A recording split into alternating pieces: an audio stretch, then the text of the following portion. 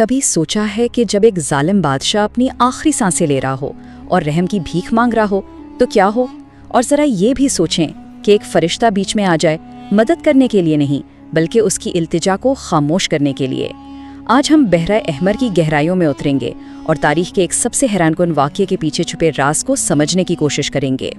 تو سوال یہ ہے، آخر فرشتہ جبرائیل نے ڈوبتے ہوئے فرعون کے منہ میں کیچڑ کیوں ڈالی؟ یہی وہ سوال ہے جو صدیوں سے علماء اور ماننے والوں کو سوچنے پر مجبور کرتا رہا ہے۔ بھلا خدا کا ایک مقرب فرشتہ ایمان کے بظاہر اقرار کو کیوں روکے گا؟ آئیے اس چونکا دینے والے عمل کے پیچھے کی وجوہات کو جاننے کی کوشش کرتے ہیں۔ تو ساری کہانی کا آغاز ہوتا ہے رات کے گہرے اندھیرے میں۔ اللہ کے حکم پر حضرت موسیٰ علیہ السلام بنی اسرائیل کو مصر کی غلامی سے نکال کر لے جا رہے تھے۔ یہ آزادی کی طرف ایک خاموش اور بہت ہی پرخطرہ فرار تھا، ایک ایسا راز جو زیادہ دیر تک راز نہیں رہ سکتا تھا۔ اور جیسے ہی فرعون تک یہ خبر پہنچی، وہ غصے سے آگ بگولا ہو گیا۔ اس نے فوراً اپنی پوری فوج جمع کی اور ان کا پیچھا کرنے نکل پڑا۔ صبح تک منظر کچھ یوں تھا کہ آگے ایک بے رحم سمندر تھا اور پیچھے انتقام کی آگ میں جلتی فرعون کی فوج۔ بنی اسرائیل کے لیے بچ نکلنے کا کوئی راستہ نظر نہیں آ رہا تھا، وہ بری طرح پھنس چکے تھے۔ اب ظاہر ہے اس موقع پر بنی اسرائیل میں تو ایک کہرام مچ گیا، ان کے لیے سب کچھ ختم ہو چکا تھا۔ لیکن اس مایوسی کے طوفان کے بیچ حضرت موسیٰ علیہ السلام کا ایمان ایک چٹان کی طرح کھڑا تھا۔ انہوں نے اپنی قوم کو تسلی دی اور کہا، گھبراؤ نہیں، میرا رب میرے ساتھ ہے، وہ ضرور کوئی راستہ نکالے گا۔ اور پھر عین اسی وقت اللہ کا حکم آتا ہے۔ حضرت موسیٰ علیہ السلام کو ہدایت کی گئی کہ وہ اپنی لاٹھی کو ٹھاٹھے مارتے سمندر پر ماریں۔ یہ دیکھنے میں تو ایک بہت سادہ سا عمل تھا، لیکن اس کے پیچھے ایک بہت بڑا معجزہ چھپا ہوا تھا، اور جو ہوا وہ کسی کے وہم و گمان میں بھی نہیں تھا۔ ایک ہی ضرب سے وہ غصے سے بھرا سمندر دو حصوں میں بٹ گیا۔ پانی دونوں طرف شیشے کے شفاف پہاڑوں کی طرح کھڑا ہو گیا اور بیچ میں ایک بالکل خشک راستہ نکل آیا۔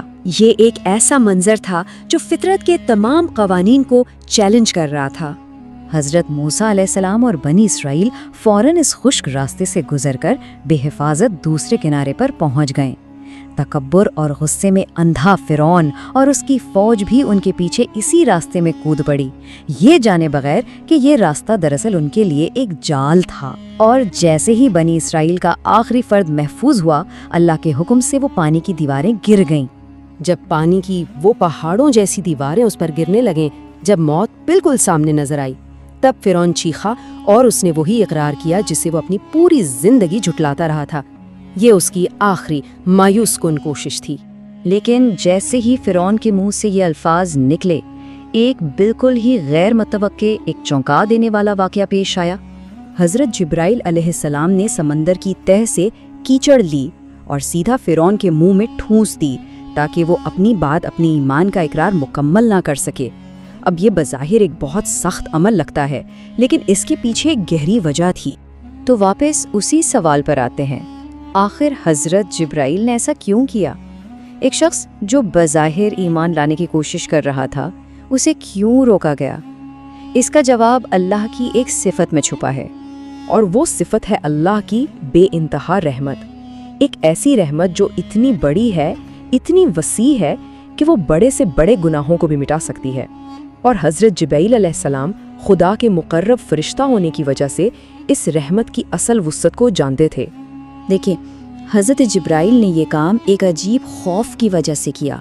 انہیں ڈر تھا کہ فرعون کے یہ الفاظ بھلے ہی وہ صرف موت کے ڈر سے نکلے ہوں، اگر اللہ تک پہنچ گئے تو کہیں اللہ کی وہ لامحدود رحمت جوش میں نہ آ جائے۔ تو ان کا یہ عمل فرعون کے خلاف اتنا نہیں تھا جتنا اس عظیم رحمت کے احترام میں تھا، کہ کہیں وہ ایک ایسے شخص پر بھی نہ برس جائے جو اس کا بالکل اہل نہیں تھا۔ تو یہ پورا واقعہ ہمیں ایک بہت گہرے سوال پر چھوڑ جاتا ہے جو ہم سب سے تعلق رکھتا ہے۔ کیا سچی توبہ کے لیے بھی کوئی ڈیڈ لائن ہوتی ہے؟ کیا رحمت کے دروازے کبھی بند بھی ہوتے ہیں؟ یہ وہ سوال ہے جو ایمان، انصاف اور رحمت کے بارے میں ہماری سوچ کو ہمیشہ چیلنج کرتا رہے گا۔